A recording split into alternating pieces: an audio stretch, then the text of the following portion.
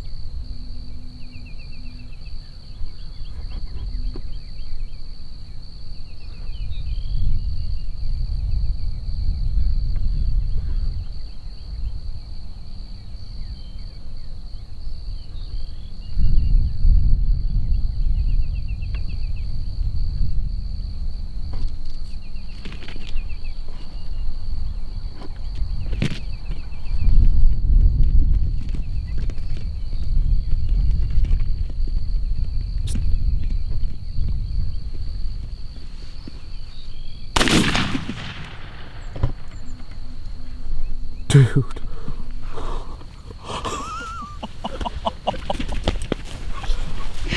Dude. Oh my god. Come get over here. Dude. What? Holy shit. Sit down. Dude, that was the one that we were hearing gobble on his roost. Dude. Holy shit. What just happened? Well, he wouldn't stop, and he just, I could barely see his beard when he was moving. I couldn't either. I didn't know if he was a big one or not. But then I saw it when he got over here, and I was like, dude, okay, that's him.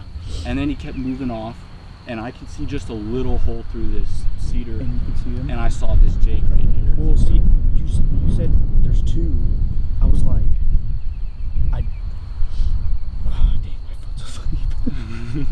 From sitting. Yeah, but it's fine.